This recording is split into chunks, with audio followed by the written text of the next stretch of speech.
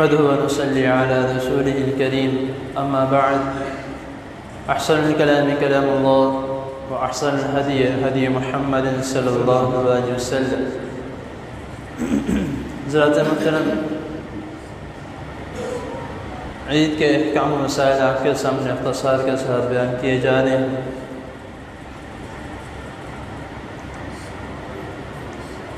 کئی لوگوں کا یہ سوال ہوتا ہے کہ عید والے دن اشراق کی نماز پڑھی جائے کہ نہ پڑھے.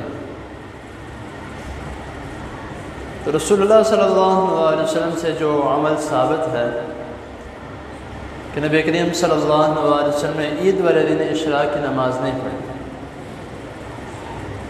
کیونکہ سورج نکلنے کے تقریباً تھوڑی دیر بعد ہی جو عید کی نماز پڑھی جاتی ہے.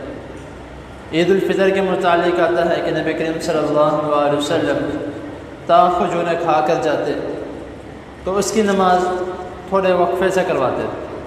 لیکن عید الاضحیٰ کے متعلق آتا ہے کہ رسول اللہ صلی اللہ علیہ وسلم کچھ کھا پی کے نہیں جاتے تھے، اس کی نماز جلدی کروایا کرتے تھے. تو اس کے لیے جانا کس طرح ہے؟ حدیث میں تو یہ الفاظ ہیں کہ پیدل عید کی نماز پڑھنے کے لیے جایا جائے. اب کچھ لوگ ایسے بھی ہیں جو بہت دور دور سے آتے ہیں تو وہ کہتے ہیں ہم تو سواری پر آتے ہیں.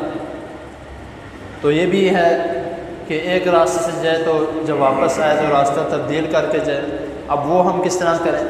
تو وہ آٹومیٹکلی ہمارا راستہ تبدیل ہو جاتا ہے. کس طرح کہ جب ہم اگر کوئی سواری پہ آتا ہے تو آتے ہوئے وہ جو آنے والی روڈ ہے وہ یہ والی ہوتی ہے، تو پھر جب جانے والی روڈ ہے وہ آٹومیٹکلی اس کا جو رخ ہے وہ بدل جاتا ہے. تو یہ حدیث پہ بھی عمل ہو گیا. اب پیدل آنے والے جو لوگ ہیں وہ کہتے ہیں کہ ہمارا آنے کا راستہ بھی وہی ہے، جانے کا راستہ بھی وہی ہے، تو اب ہم کیا کریں؟ تو میں ان کو یہ مشورہ دیتا ہوں جب بھی کوئی میں ایسا پوچھتا ہے کہ بھائی آتے ہوئے آپ گلی کی ایک نکڑ سے آئے ہو، جاتے ہوئے آپ گلی کی دوسری نکڑ سے ہو کے چلے جائیں. راستہ ہی بدلنا ہے. آپ آتے ہوئے گلی کی ایک نکڑ سے ہو کے آ جاؤ اور واپسی میں گلی کی دوسری نکڑ سے ہو کے چلے جاؤ. کہتا ہے یہ طریقہ ٹھیک ہے. تو یہ جو چھوٹے موٹی اس طرح کی چیزیں ہیں جس پر ہم دھیان نہیں دیتے، لیکن اس کا سنت پر عمل کرنے کا بہت ثواب ہے، تو کوشش کیا کریں کہ اس پر لازمی عمل کیا جائے.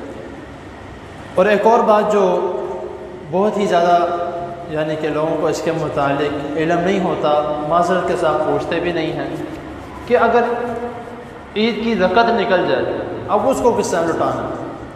بہت لوگوں کو نہیں پتا، وہ اٹھتے ہیں رکعت پڑھتے ہیں تو رکعت پڑھ کے ختم فارغ ہو جاتے ہیں. وہ طریقہ کار ٹھیک نہیں ہے.